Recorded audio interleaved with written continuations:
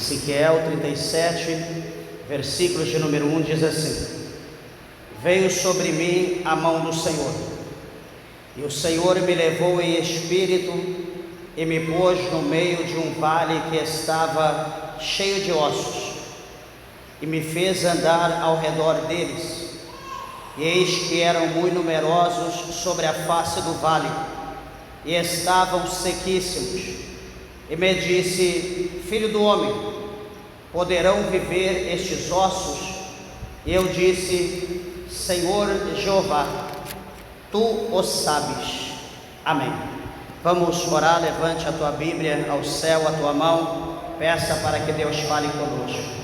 Amantíssimo Deus, glorioso e eterno Pai, meu Deus, Criador dos céus e da terra, nós te louvamos e te agradecemos, meu Deus, por aqui estarmos diante da tua presença, diante do teu santo altar, meu Deus, aqui para ministrar a tua santa, viva e fiel palavra. Fala comigo, fala com a tua igreja, fala com aqueles que estão perto, aqueles que estão longe. Nos alimenta e nos transforma, nos vivifica para a glória de Deus, em nome de Jesus Cristo. Amém. Podeis assentar, meus irmãos. Desocupe vossas mãos. Dê uma salva de palmas para Jesus, bem alegre para Jesus.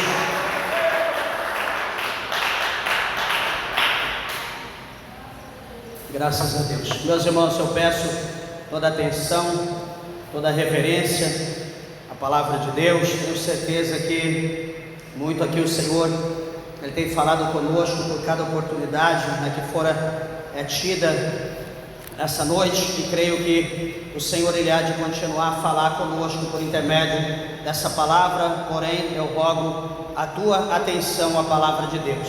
Amém, meus irmãos? Igreja, aqui estamos diante de uma palavra gloriosa, aonde eu quero nessa noite colocar aqui um tema, reconhecendo a nossa impotência e reconhecer a grandeza de Deus. Nós sabemos que o homem, de forma geral, o gênero, o homem, a mulher, de certa forma todos nós somos limitados. Por mais poder que nós adquirimos, que nós conquistamos na terra, nós somos limitados. E o próprio Cristo, uma vez ele diz, para um homem chamado Pilatos, um governador, que o homem nenhum poder ele tem se do céu não lhe for dado. Então todo o poder que é instituído ao homem provém de Deus. Todo o poder provém de Deus. E uma coisa que é interessante quando nós olhamos aqui para este versículo, que nós vamos ver a limitação e o fim do homem, e também o meio em qual o homem ele está vivendo hoje. Nós podemos ver por essa situação o início, o meio e o fim do homem por intermédio dessa passagem. E, amados irmãos, para iniciar essa passagem, eu quero que os irmãos abram, por gentileza, a sua Bíblia na carta do apóstolo São Paulo à igreja de Éfeso, no capítulo de número 2, para a gente entender o que nós iremos falar. Éfeso, ou Efésios, capítulo de número 2, apenas 3 versículos para nós entender o qual nós lemos. Verso de número 1 diz bem assim, Efésios 2, verso 1: E vos vivificou, estando vós mortos em ofensas e pecados, em que noutro tempo andastes segundo o curso deste mundo, segundo o príncipe das potestades do ar, do espírito que agora opera nos filhos da desobediência, entre os quais todos nós antes andávamos nos desejos da nossa carne, fazendo a vontade da carne e dos pensamentos, e éramos por naturezas filho da ira, como os outros também. Então observa aqui que o apóstolo São Paulo, ele fala aqui nesse capítulo 2, nesse verso de número 1, que o Senhor Jesus Cristo, ele nos vivificou. E como que Jesus, ele nos vivificou? O que isso significa? Quando nós lemos essa palavra vivificou ou vivificação, nós podemos entender que nós estávamos mortos, estávamos ali embaraçados ou emaranhados nos nossos próprios pecados, de maneira que não havia meios, formas para que fôssemos libertos dali. Estávamos sendo consumidos, mortos pelo nosso pecado. Lembrando que Romanos, capítulo 6, verso 23, o apóstolo Paulo diz que o salário do pecado é a morte, mas o dom gratuito de Deus é a vida eterna. Deixa eu advertir os irmãos, abrir uma aspas aqui, que o pecado, meus irmãos, o pecado,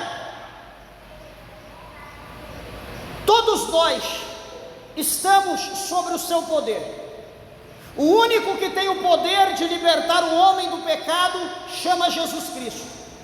O homem por si só, a mulher por si só, a humanidade por si só, ele nunca poderá ser livre do pecado se não for por intermédio do sangue de Jesus Cristo. Nós não conseguiremos nunca ser livre disso. Então aqui a Bíblia mostra para nós que o Senhor nos vivificou, estando nós mortos em ofensas e pecados. Meus irmãos, o homem hoje, ele vive, eu aprendi certa feita que Deus, presta bem atenção, que o Senhor Deus jamais ele poderá cobrar de uma pessoa, se porventura, presbítero Sebastião, o Senhor desse um livro deste, colocasse em tua mão e dissesse, leia, e por exemplo, o senhor fosse cego, como que ele poderia ler sendo cego? Como que nós podemos ler algo sendo cego? Certamente Deus não colocaria em nossa mão, porque Deus ele seria injusto colocar algo na nossa mão para nós lermos, sendo que nós não podemos ler, nós não podemos enxergar. Então Deus ele não faz isso. Só que, amados irmãos, a humanidade, o homem, de certa forma, presta bem atenção no que eu estou falando, vive no nível de ira, de ódio tão grande contra o Criador, contra Deus.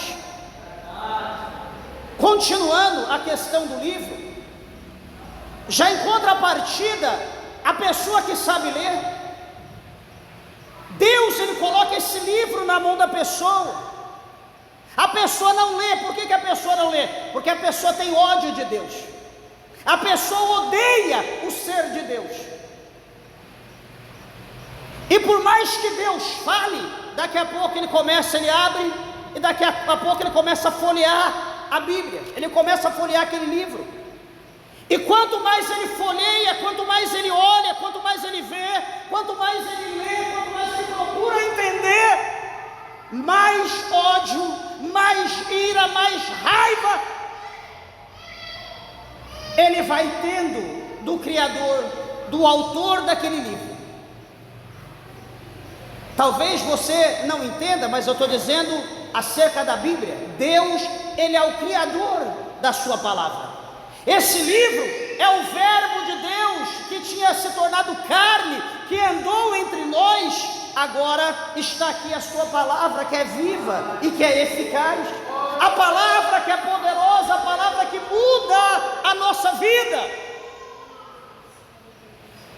E nós vemos aqui no versículo seguinte que nós estávamos mortos espiritualmente.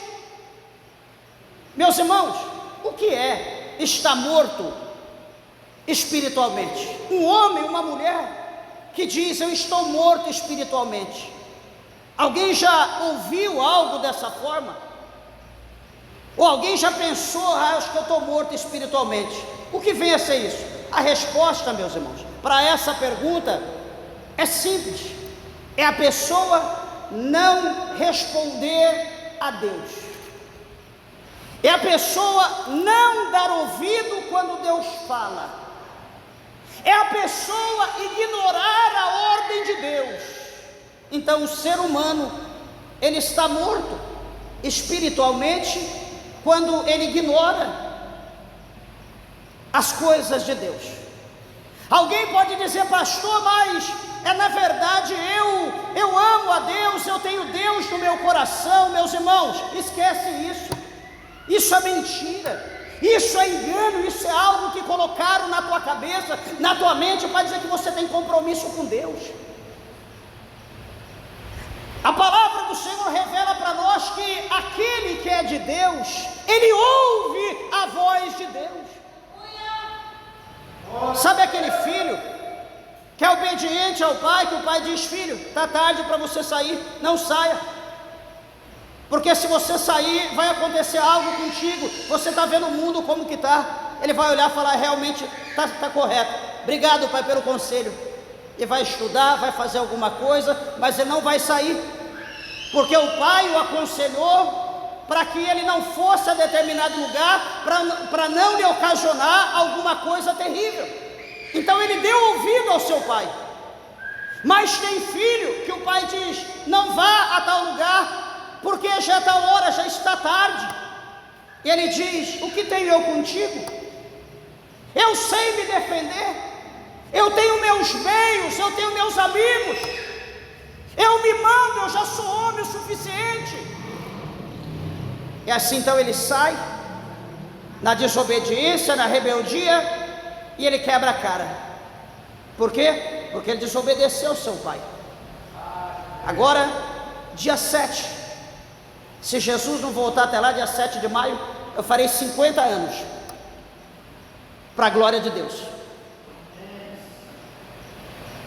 E eu aprendi, neste meio século de vida, que se tem alguém que nós nunca devemos desobedecer, é os nossos pais. Eu já tive 2 exemplos em desobediência ao meu pai e à minha mãe, que eu trago a marca no meu corpo até hoje, por desobediência. Não que foi maldição, não, desobediência. Você desobedece, então vai ter uma consequência pela desobediência. Isso a pai e mãe. E o que isso tem a ver com a Bíblia? Tem muito a ver. A Bíblia diz que o primeiro mandamento com promessa aos filhos é obedecer os seus pais e as suas mães.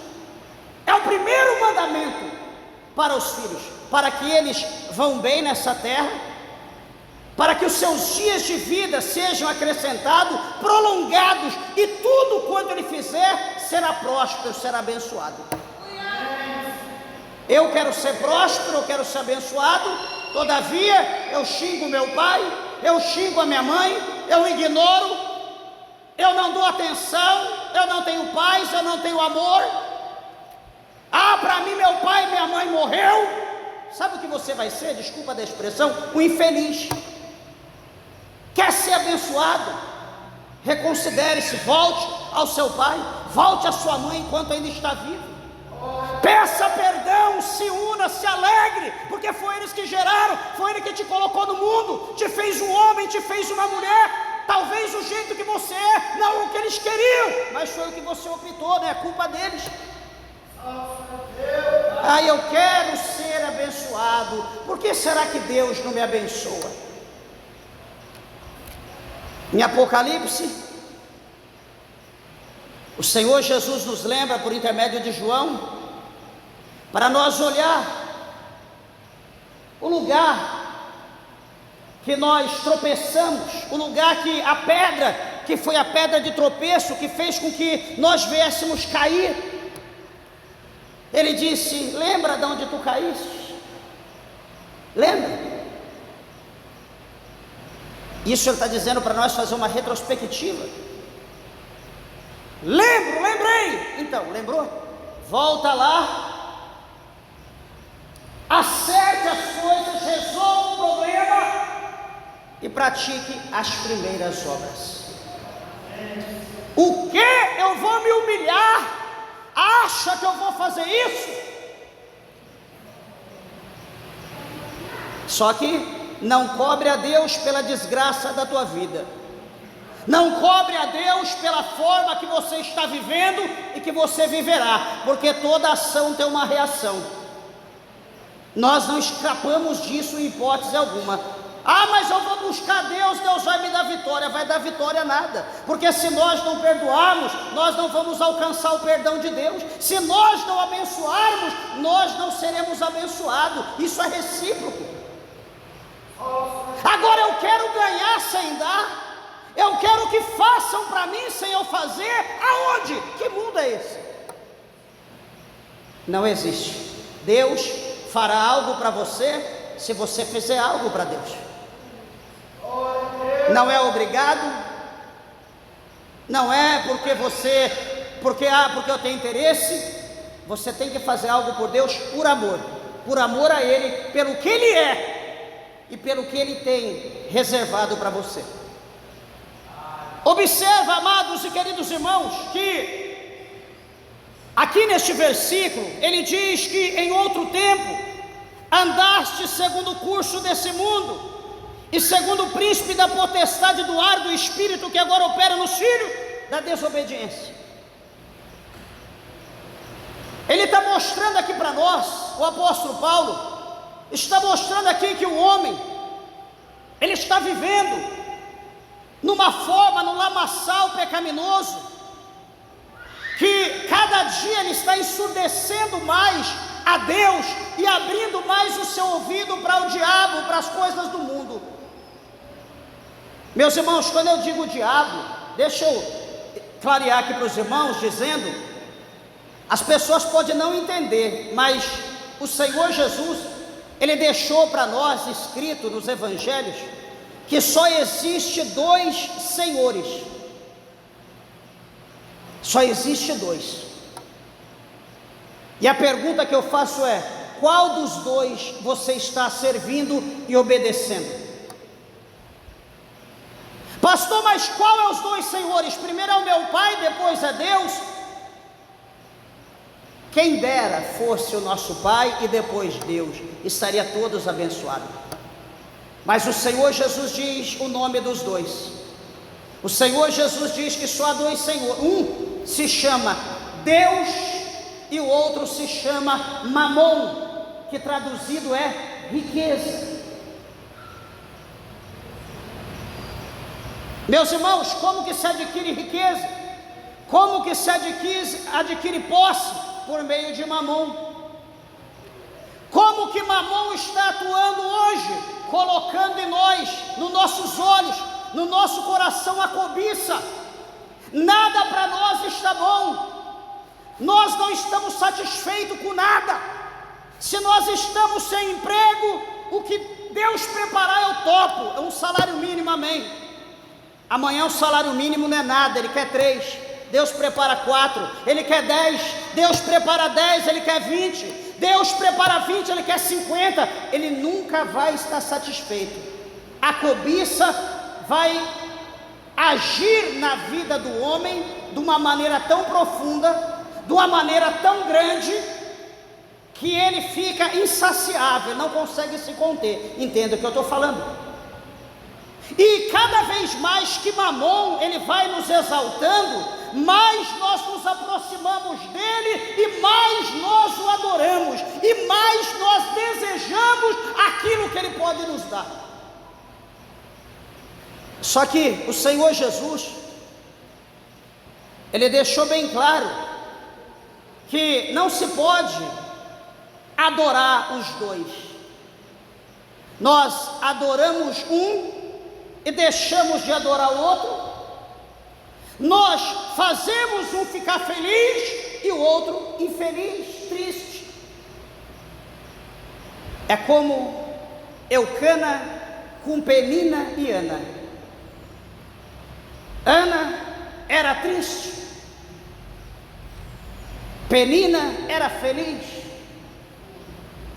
Todo ano Penina tinha filho.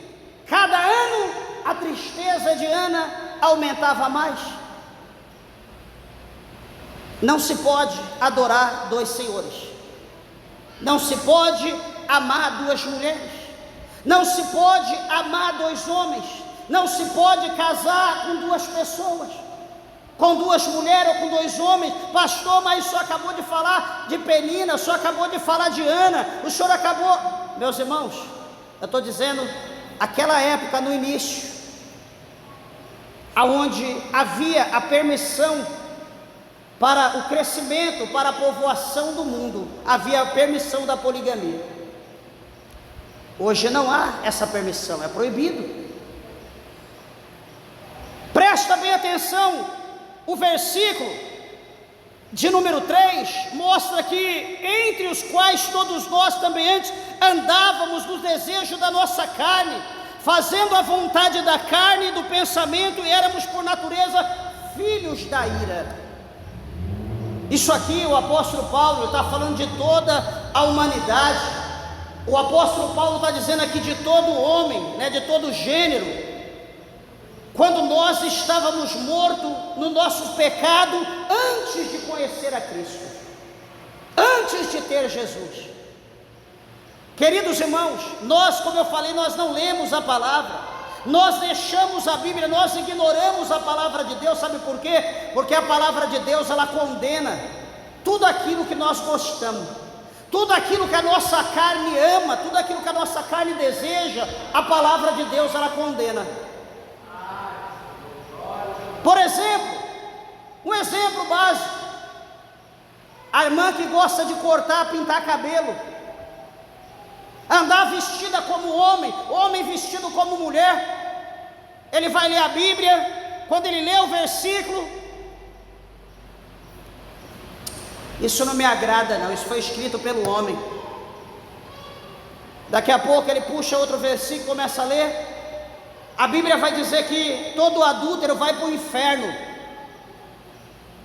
Aí ele vai procurar o que é adúltero no dicionário, e ele vai ver que ele não tem uma pessoa fixa no seu relacionamento. Ele é casado, mas ele trai a esposa. Ela é casada, mas ele trai o esposo. Eles se separaram, mas agora ele não tem uma pessoa fixa. É uma, é outra, é outra, é outra. Ela é outra, é outra, é outra, é outro. Então ela vai entender que está vivendo no adultério. Ela vai ler, vai ver que a Bíblia está condenando, só que ela está gostando daquilo.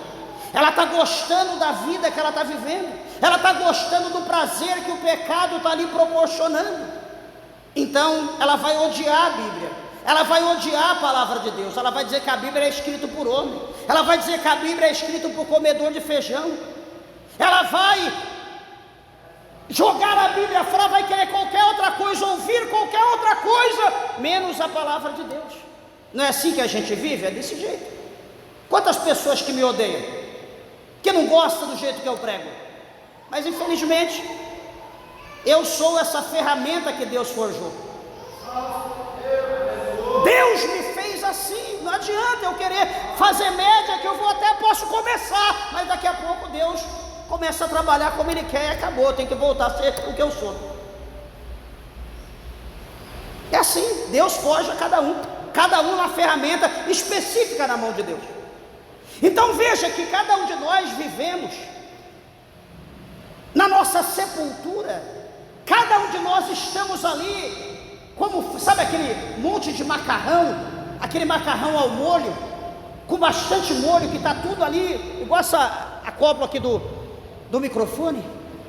Nós estamos desse jeito, presos nos nossos pecados, tentando, e cada um numa situação mais difícil do que a outra. Por isso que ele diz aqui, que todos nós éramos, fazendo a vontade da carne e dos pensamentos, e éramos por natureza filhos da ira. Só que primeiro ele diz filhos da ira, e depois ele diz filhos da desobediência.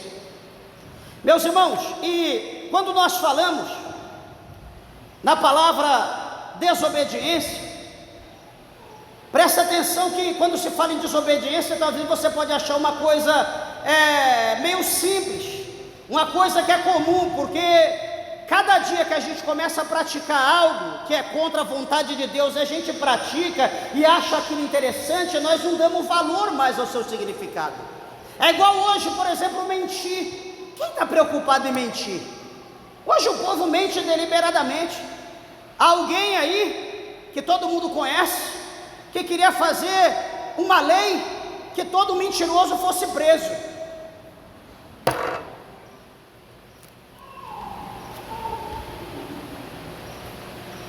É que nessa hora a gente não tem poder, senão ia fazer o infeliz engolir a própria língua, porque é o pai da mentira aqui na terra.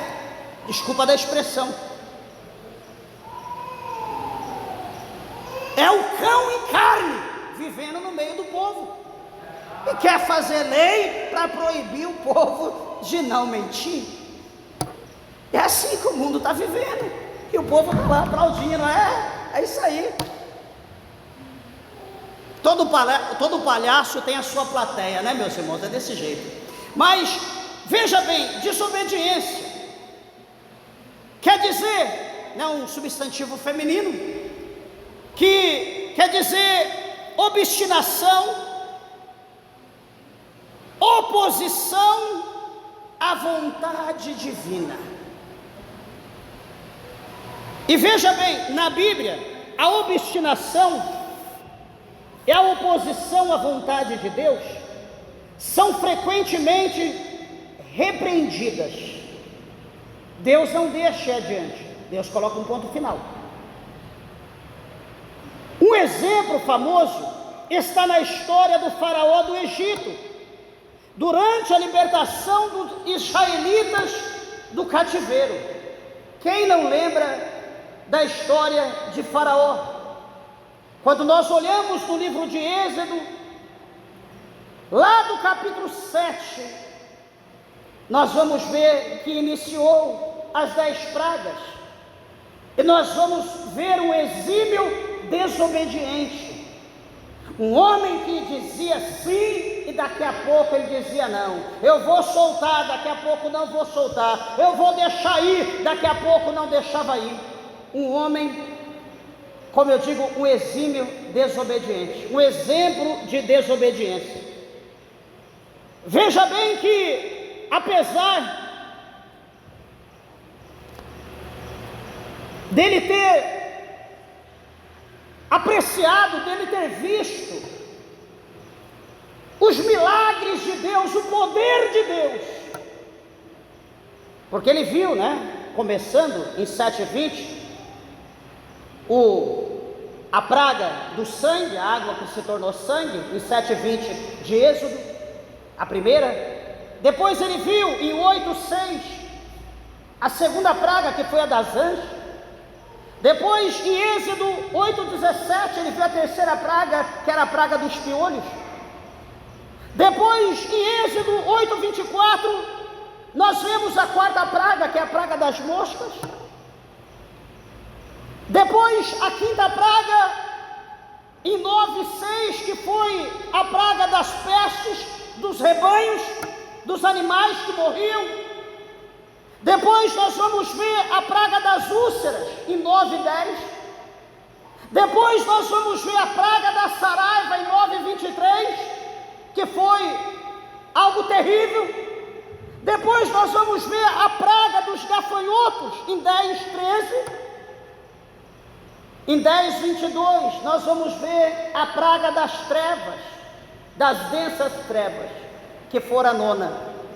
E depois nós vamos ver a 10ª praga no capítulo 12, no verso 29 de Êxodo, que foi a morte dos primogênitos. Faraó, ele vivenciou cada uma dessas. Em cada uma dessas ele desobedeceu a ordem de Deus. Ele obedecia, de repente, quando o vento acalmava, ele mentia, ele desobedecia. Faraó, ele foi o exemplo de homem desobediente.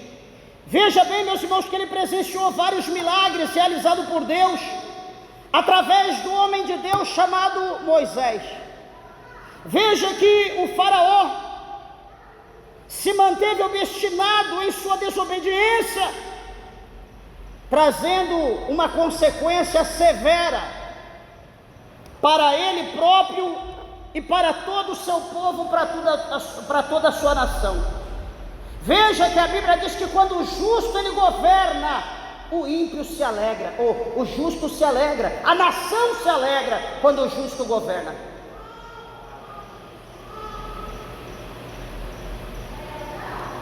O povo do Egito, o faraó, estava sentindo a mão de Deus sobre ele, só que não foi sobre ele, expandiu todo o Egito, foi pesado por causa da desobediência de faraó. Meus irmãos, eu queria que os irmãos fizessem uma reflexão. Você que teme a Deus, você que é servo de Deus, você que conhece a Bíblia,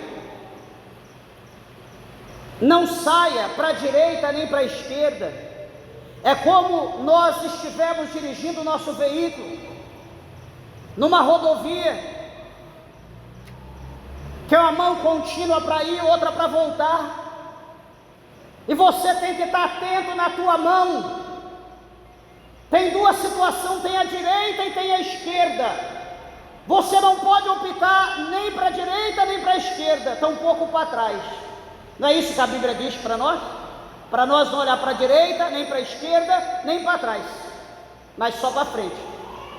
Se a mão é única para ir e para voltar, se você sai para a direita, você vai cair na ribanceira, ou sei lá onde, o que tiver na direita. A direita não é via, você vai se perder. Se você sair para a esquerda vai ser a mão oposta, você vai bater de frente com alguém, você vai matar, você vai morrer.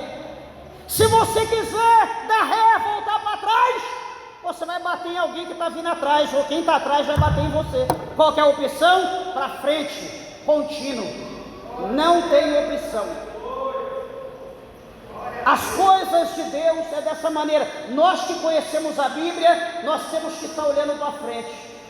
Porque se nós não olharmos, tanto aqueles que estiver com nós, no nosso carro, a família, quem tiver, por a falta de atenção nossa, por uma opção nossa, que não é aprovada pelo Código de Trânsito, nós vamos tirar a nossa vida, a vida de quem está conosco e a vida de outros, por causa da desobediência.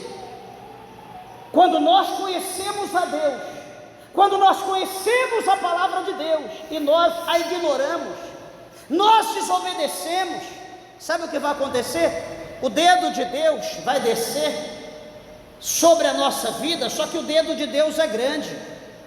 O diâmetro do dedo de Deus é muito grande, não é igual ao nosso, que eu coloco aqui na minha cabeça nem percebe. O diâmetro do dedo de Deus é muito grande, meus irmãos.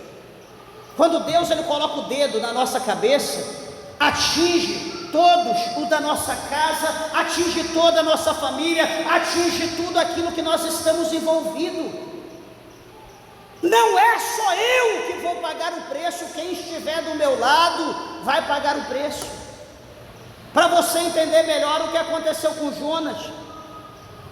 Jonas está em desobediência a Deus. Ele entra dentro do navio, ele está lá no fundo escondido, fugindo da face do Senhor. O Senhor envia o vento, a tempestade, o mar fica furioso. E o que acontece com Jonas? Ele descobre que a ira de Deus foi manifesta sobre o filho da desobediência. Ele pede que lance ele ao mar, porque a tempestade vai parar. Ele entende que o problema de tudo aquilo é ele.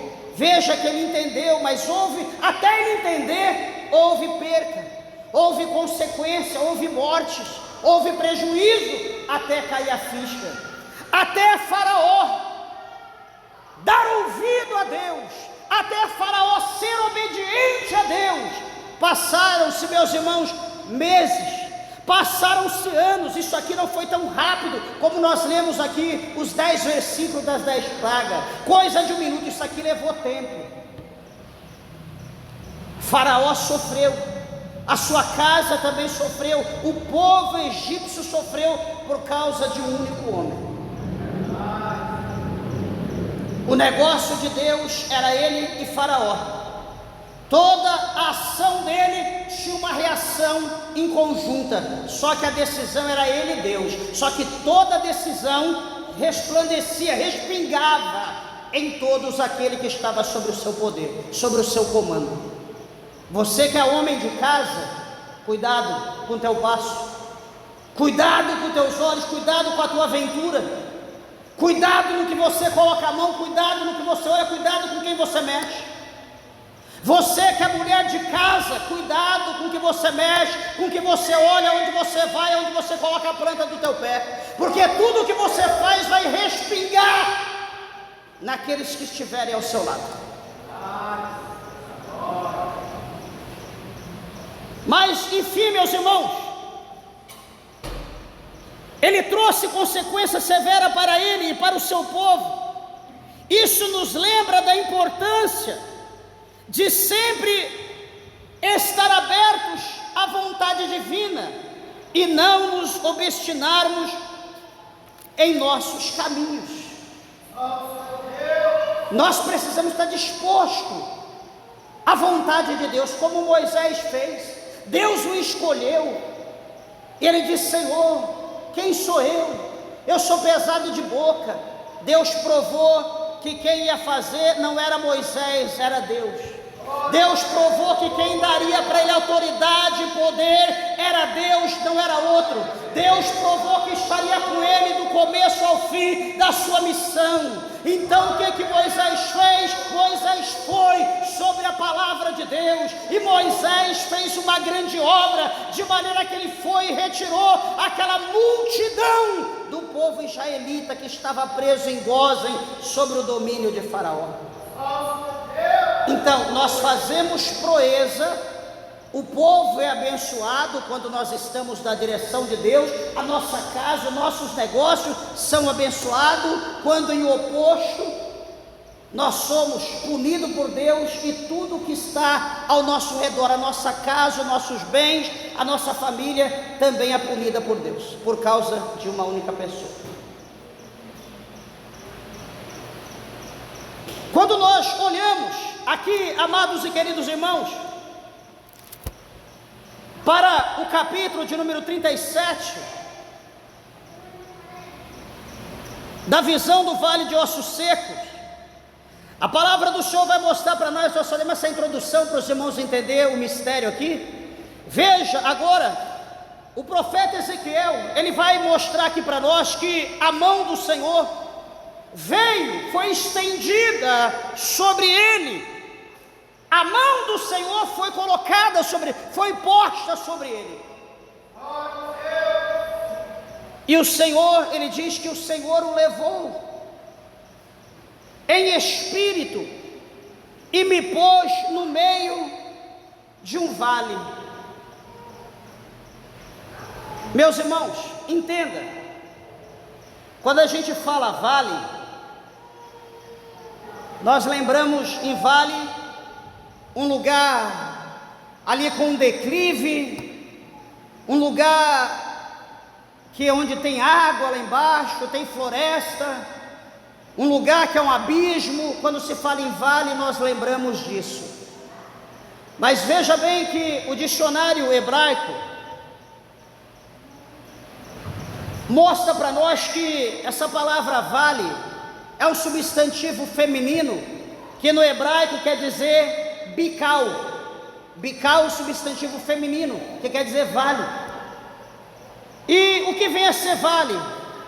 Ele traduz que vale, ou planície, ou vale nivelado, que são essas três coisas: planície, vale nivelado, ou até mesmo o próprio vale. E ele diz que no contexto bíblico, no contexto geral bíblico, os vales muitas vezes representam lugares de transição, representam muitas vezes lugar de transição, onde grandes eventos ou transformações acontecem. Exemplo, o Vale da Bênção. o vale de Elá, que no caso é o Vale do Carvalho, né? O mesmo vale conhecido, que é aquele que mostra no capítulo 17 de 1 Samuel, aonde Davi, ele entrou num combate com Golias, o grande guerreiro de Gate, aonde Davi, ali a Bíblia mostra para nós que ele vence Golias.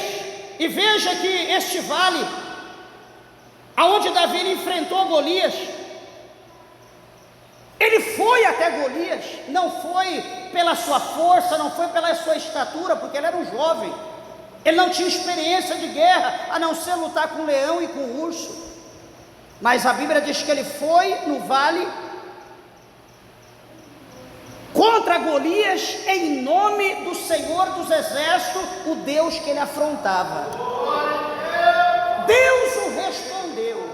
Veja, meus irmãos, que quando se fala em vale talvez não é muito desejoso pelas pessoas, mas o capítulo 3, o versículo 21 do livro de Ezequiel mesmo, aqui em questão, a palavra de Deus mostra para nós, presta bem atenção, que Ezequiel ele diz bem assim: eu levantei segundo a ordem de Deus e fui ao vale, e quando eu cheguei ao vale, a glória do Senhor estava lá, como a glória que eu vi lá atrás no rio Quebar.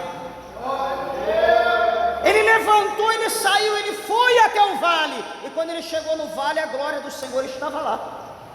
Quando nós falamos em vale, lugar da glória de Deus, nós lembramos o vale de Beraca. Quem nunca ouviu falar o vale de Beraca? O vale da bênção, o vale de Josafá, do grande Josafá, que foi ordenado por Deus a ir ao vale, levar os levitas, os músicos, os cantores, colocarem à frente,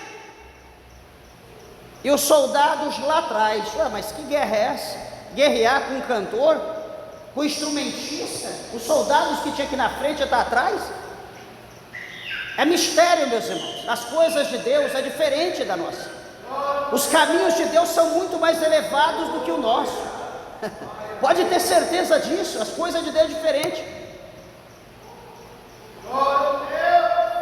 Quando ele chega no vale de Beraca, enquanto o povo cantava, enquanto os músicos tangiam, enquanto eles tocavam os seus instrumentos, o Senhor enviou lá um espírito, um vento, que colocou aquele exército que era inumerável como areia do mar. O Senhor colocou ali uma contenda entre eles, que cada um sacava a sua espada e começava a matar o outro, de maneira que todo mundo guerreou contra o outro e morreram. Quando Josafá chega no vale de Beraca, todos estavam mortos. E qual foi o combate, qual foi a guerra de Josafá? Trabalhar 3 dias, carregando a riqueza, o despojo daquelas milhares, daqueles milhares de homens que estavam mortos. Ouro, prata, armas, vestes, enfim, animais. Foi uma riqueza, ele foi exaltado, então é conhecido como Vale de Beraca. E detalhe, meus irmãos, presta bem atenção, a Bíblia mostra para nós também do famoso Salmos 23, quem nunca ouviu falar? O Salmo 23, onde fala sobre o vale da sombra da morte. Vale da sombra da morte, Salmos 23. E veja uma coisa, que quando nós falamos do vale da sombra da morte, como é conhecido como um lugar onde Deus está presente para guiar e para proteger todo o seu povo. Não é o que está lá no Salmos 23? É isso? Deus ele está presente no vale para guiar e proteger o seu povo, mesmo no vale da sombra da morte. Então essa é a visão, é a base, quando nós falamos vale, se entende isso. Então o que a Bíblia diz? Que o Senhor o colocou ele em meio a um vale que estava cheio de ossos. Lembra que nós falamos no capítulo 2, no versículo 3 de Efésios? Ezequiel é colocado ali naquele vale e estava cheio de ossos. Imagina, meus irmãos, presta atenção, Ezequiel andando sobre o vale, ele olhava cheio de sepulturas, e ele andando, olhando aqueles vales, aquelas sepulturas, e havia ali pessoas acometidas, emaranhadas em todo tipo de pecado, pessoas que estavam ali mortos nos seus pecados, e ele olhando para aquilo, era um vale. E o versículo 2 diz que o Senhor o fez andar, o Senhor me fez andar ao redor deles, ao redor deles quem? Dos ossos, da sepultura, dos mortos que ali estavam mortos nos seus pecados. Só que ele diz que eis que eram muitíssimos, eram numerosos sobre a face do vale, que estava sequíssimo. Quando se diz seco é uma coisa, quando se diz sequíssimo é porque já está além de seco, já está virando pó. O dicionário hebraico diz que essa palavra sequíssimo é adjetivo, que quer dizer seco ou secado ou sequíssimo, que segundo a narrativa bíblica, a palavra seco ou secado é frequentemente utilizado para descrever a terra árida e sem vida, que necessita da intervenção divina para se tornar fértil e produtiva. Então seco é isso, é como você olha para a terra, uma terra improdutiva, uma terra que precisa da intervenção dos céus, para que ela possa produzir alguma coisa. Só que isso também, no contexto espiritual, né, que tem as duas visões, no contexto aqui da terra e também espiritual, a secura também pode simbolizar a falta da presença de Deus e a necessidade de uma revitalização espiritual na vida do homem e na vida da mulher. Quando nós estamos, às vezes a mulher é mais propícia para a vaidade. Quando, por exemplo, o cabelo está meio assim, eu preciso fazer uma restauração, eu tenho que colocar isso aqui, esse creme, e não sei o que tem lá, daqui a pouco traz um pote do tamanho desse balde que está aqui, cheio de pássaro. Tem que restaurar, revitalizar. É algo que está seco, se você não cuidar vai quebrar, se você não cuidar vai acabar, vai perder. Então você tem que manipular alguma coisa ali para consertar aquele problema e o negócio voltar ao normal. Eu pergunto, será que na sua vida, na nossa vida espiritual, não necessita dessa revitalização espiritual da parte de Deus? Será que todos nós estamos na posição?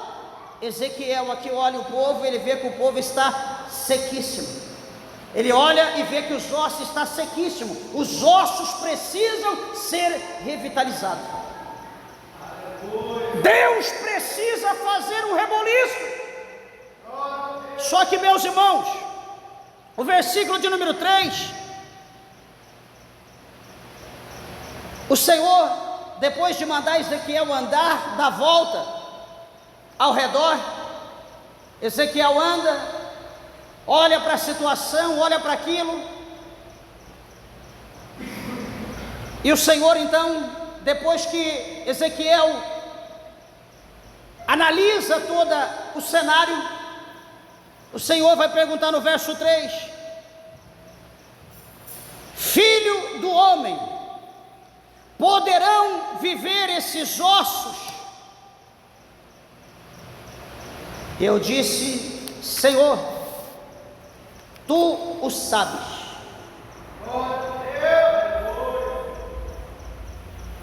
Meus irmãos, fazer andar ao redor do vale de ossos sequíssimos, ele poderia andar, agora fazer aqueles ossos reviverem,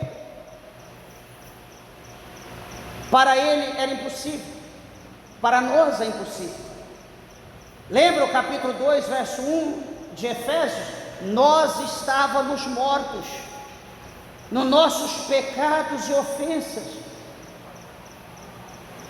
Então, quando nós estamos mortos, a questão de vivificação ou tirar da morte e trazer para a vida, isso não cabe a nenhum mortal, isso não cabe a nenhum de nós, isso cabe somente a Cristo. Só cabe a Ele. Ezequiel vai dizer: Senhor, Tu o sabes. Só o Senhor sabe. Meus irmãos, presta atenção quando ele diz: só Tu sabes. No dicionário hebraico, tu sabes ou saber é um verbo. E já vou encerrar. E esse verbo, tu sabes, como ele diz para Deus, ele responde: tu sabes. Esse verbo quer dizer conhecer, aprender a conhecer, perceber e ver, descobrir e discernir. Tem mais ou menos esse significado no dicionário hebraico. E veja que no contexto bíblico, o conhecimento está frequentemente associado à sabedoria e à compreensão dos desígnios e caminho de Deus, pois o ato de conhecer vai além de uma mera informação ou cognição envolvendo uma intimidade e relação profunda com o objeto conhecido. A Bíblia mostra para nós em Provérbios 9:10, por exemplo, que a sabedoria começa com o temor do Senhor e o conhecimento do santo, que é o entendimento. Isso em Provérbios, mas também em Jó, ele mostra que o princípio do temor, da sabedoria, o princípio da sabedoria é o temor a Deus. Então todos aqueles que temem ao Senhor,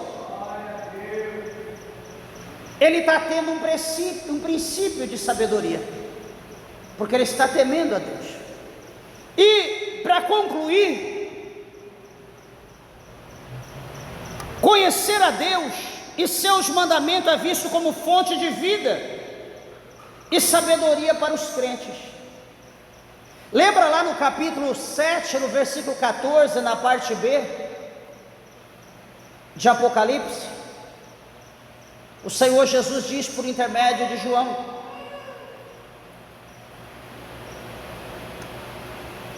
temei a Deus e dar-lhe glória, porque chegado é a hora do seu juízo. Meus irmãos, veja bem que a questão do temor é uma coisa que ele tem princípio, o início, ele tem um fim. Hoje nós podemos temer a Deus e nos tornar sábios, obedecendo a palavra de Deus e andando nos seus estatutos. Só que após o arrebatamento da igreja, o temor não precisará mais. Não precisará você ter temor, porque não terá um plano B, não terá opção. Então o temor vai acabar, o temor vai findar.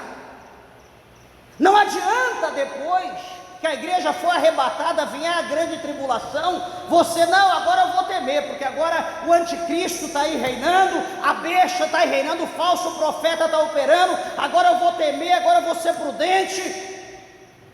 Sabe qual é o conselho? Agora vire no avesso, dá lugar para o cão mesmo, se una com ele, incorpore com ele e viva os 1000 anos tranquilo, porque Deus está dando a oportunidade. Só que nós não estamos querendo, nós estamos preferindo mais o erro, nós estamos preferindo mais o mundo, nós estamos preferindo mais a riqueza, nós estamos preferindo mais enriquecer, conquistar, ter posse, ter valor, ser conhecido pelas pessoas, do que ser conhecido pelo céu, por Jesus, por Deus, pelo Espírito Santo e pelos anjos. A gente quer ser famoso aqui, todos aqueles que é famoso aqui, no céu não é não. Sabe esses famosos aqui na terra? No céu ninguém ouve falar, nem existe, nem ecoa o nome deles lá. Mas sabe aquelas pessoas humildes? Sabe aquelas pessoas simples? Sabe aquela pessoa que não sabe nem falar? Sabe aquela pessoa de coquinha, aquela pessoa que senta ali, dobra o seu joelho, fala ali com Deus, você olha e pensa que até está morto, ou está morta, mas a pessoa está ali ligada no céu. Essa pessoa é conhecida no céu, o nome dessa pessoa é mencionado no céu, porque ela tem negócio com os céus, ela tem negócio com Deus, o nome dela é falado todo dia lá no céu, e nós precisamos ser esse tipo de pessoa. O nosso nome tem que cair por terra, o nosso desejo desse nome tem que cair por terra, e tem que prevalecer na nossa vida a vontade de Deus, a vontade de Cristo. Bendito é o nome do Senhor. Veja, meus irmãos, que no Novo Testamento Jesus, ele frequentemente exorta os discípulos a conhecerem a verdade para serem libertos. Jesus, com frequência, ele exortava, ele instruía, até que ele deixou escrito em 8,32: e conhecereis a verdade, e a verdade vos libertará.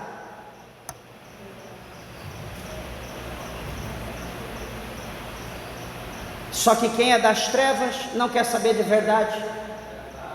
Quem é das trevas não ama a luz, porque a luz revela as suas obras más. Mas Jesus instruiu os seus discípulos acerca de conhecer a verdade, para que pudessem ser libertos. O conhecimento, nesse contexto, não é apenas intelectual, mas implica numa experiência transformadora que leva a uma vida de retidão e obediência de forma geral para com Deus.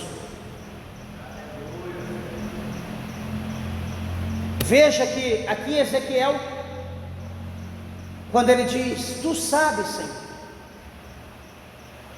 ele vai dizer que eu não posso, mas o Senhor pode.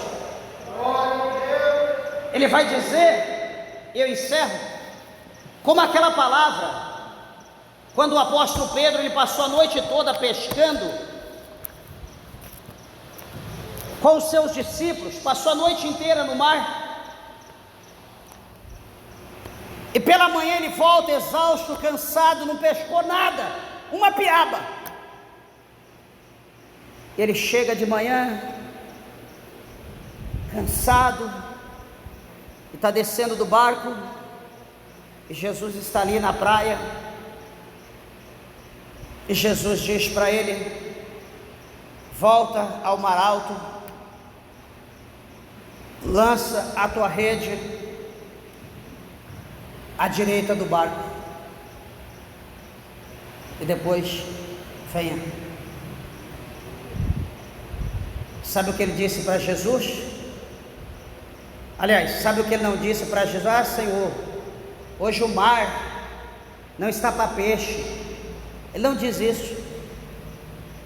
Ele não diz: Senhor, eu sou pescador, eu sou profissional, a lua não está em condição, não está dando preferência.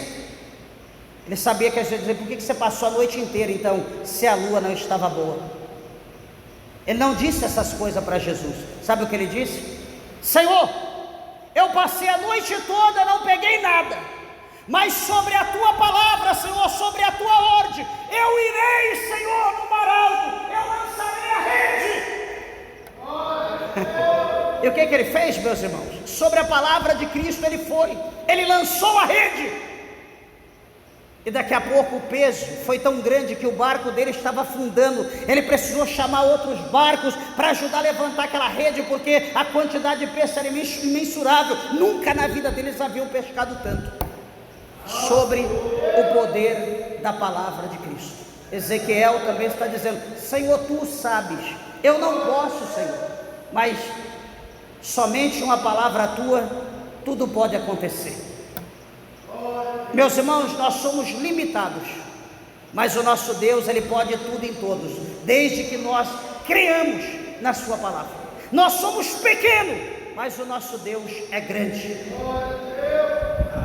Tenha certeza que a mão de Deus, ela está estendida sobre as nossas vidas, e se nós somos obedientes, temente, servo de Deus, nós vamos alcançar as promessas nas nossas vidas. Amém? As horas foram embora, as palmas bem alegres, exalta e glorifica o nome do nosso Deus.